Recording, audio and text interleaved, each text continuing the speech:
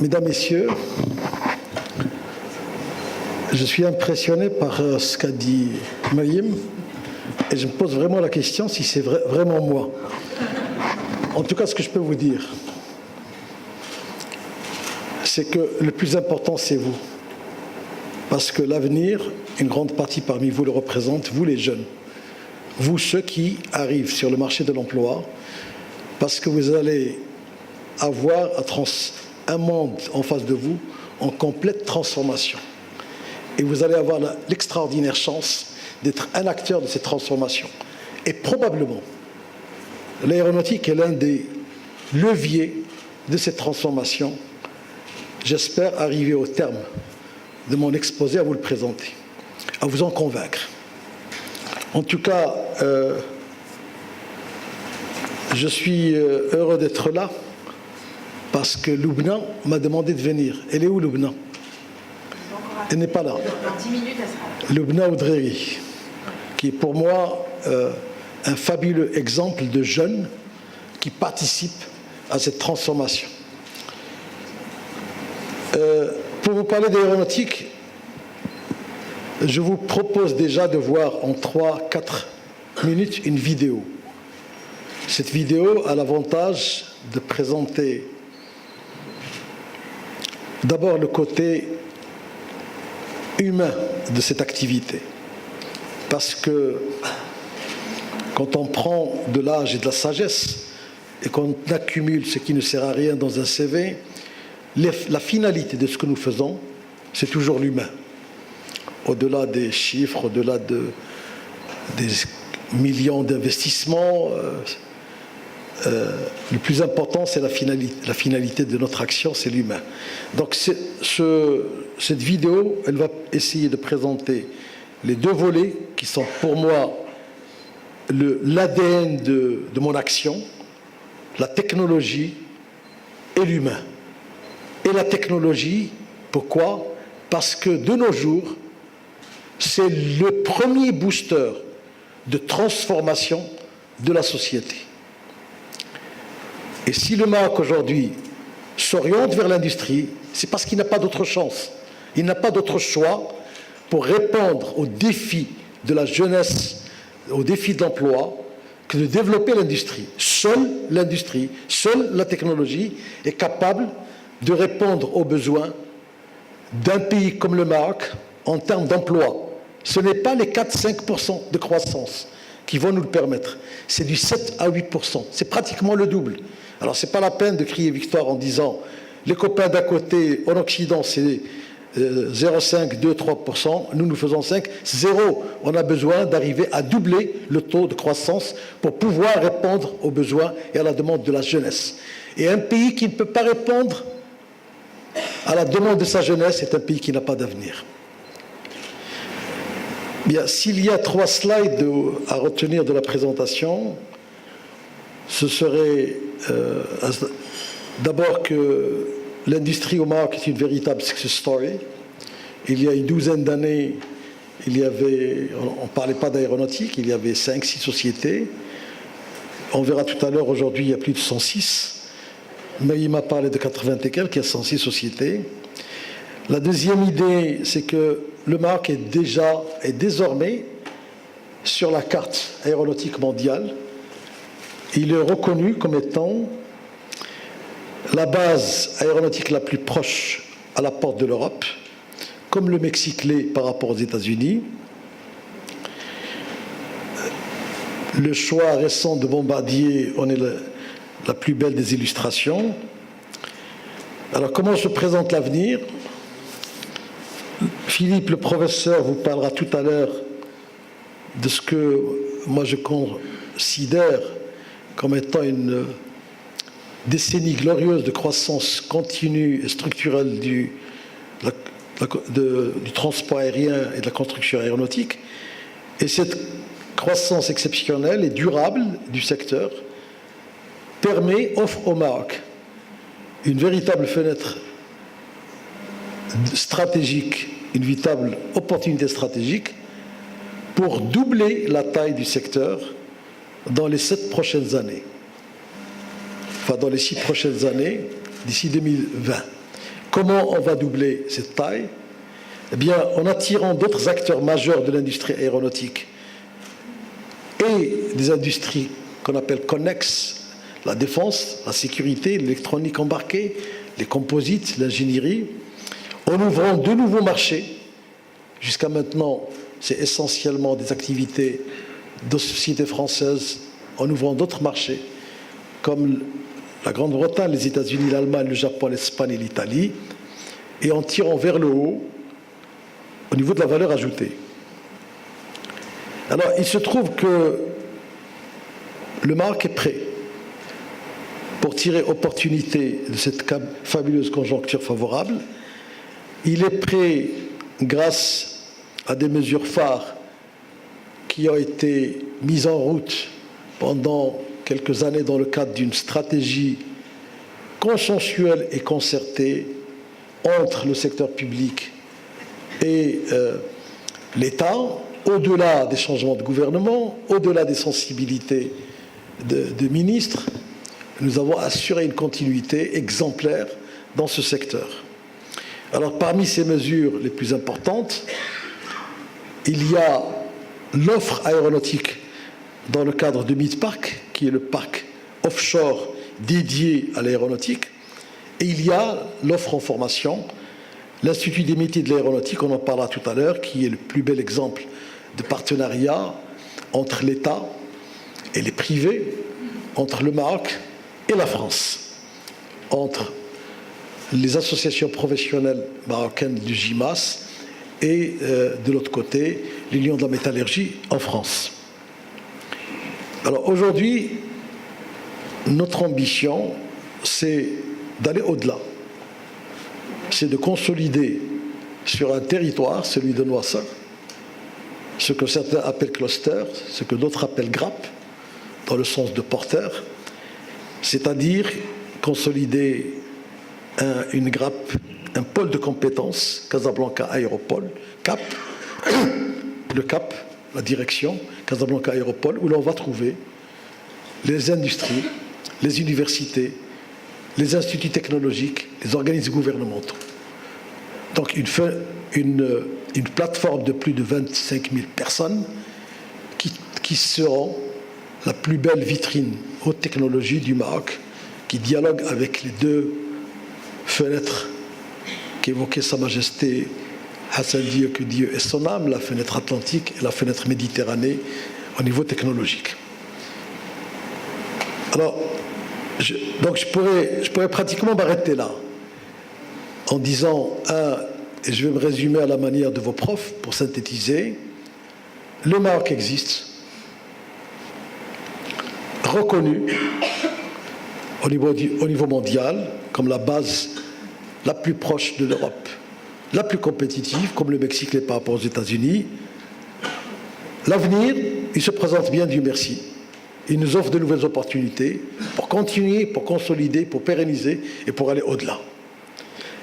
Alors s'il faut aller un peu plus loin, et notamment à l'attention de ceux qui suivent l'actualité économique, le Maroc fait partie aujourd'hui avec l'électronique, l'offshoring, de ce que nous appelons les secteurs mondiaux du Maroc. Le Maroc a décidé de s'impliquer dans des secteurs où il n'était pas historiquement. Il était dans le textile, il était dans l'agriculture et autres. Et puis, depuis une douzaine d'années, il s'est dit, bon, il y a des secteurs dans lesquels nous avons des chances.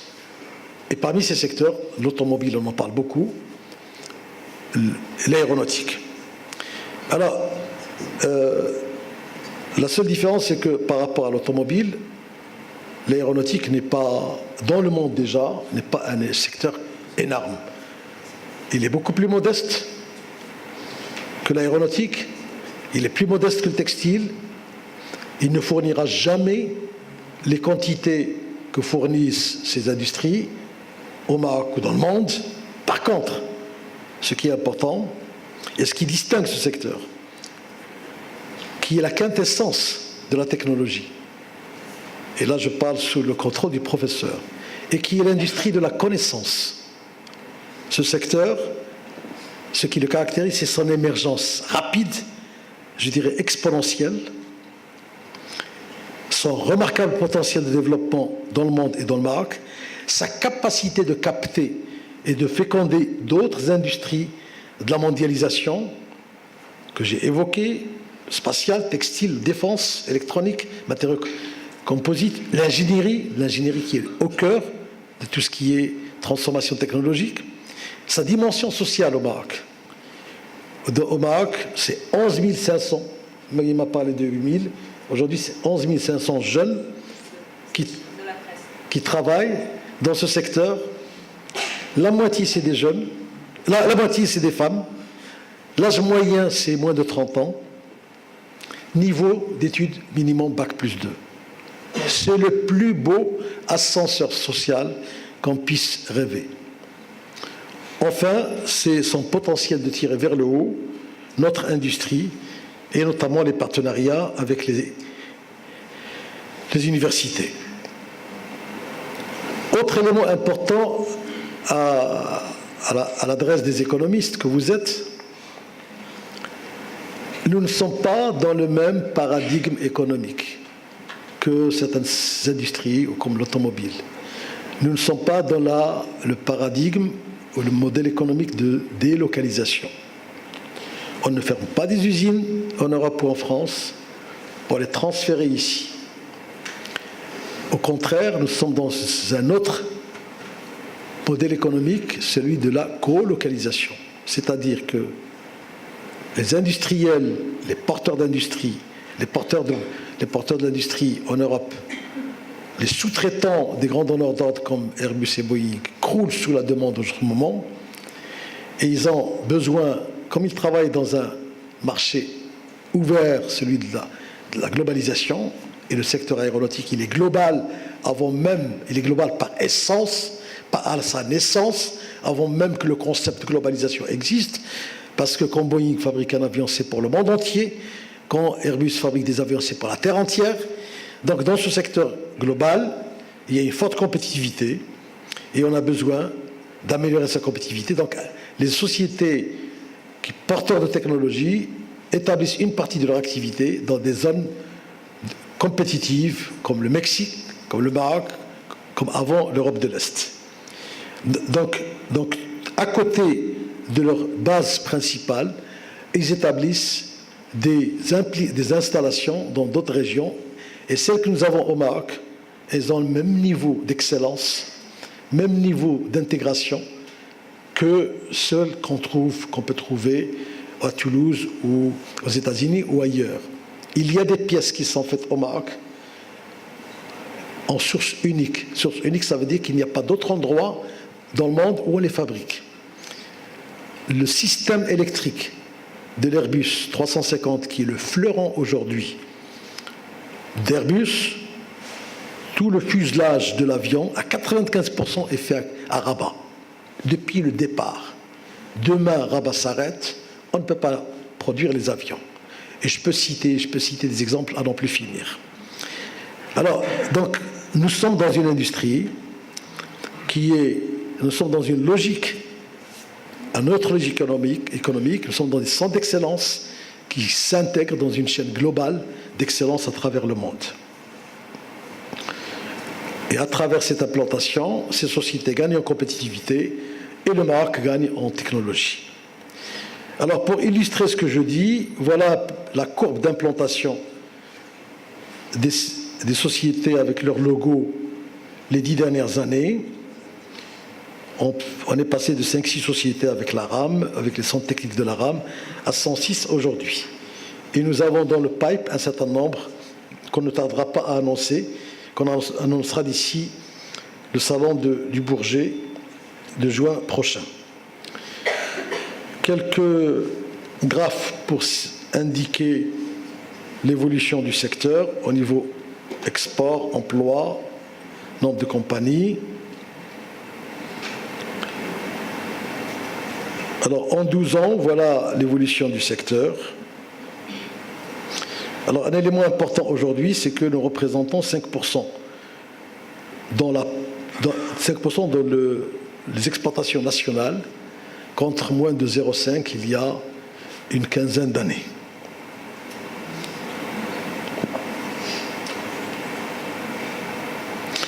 Autre élément important, c'est qu'on n'est pas dans la culture, dans une monoculture.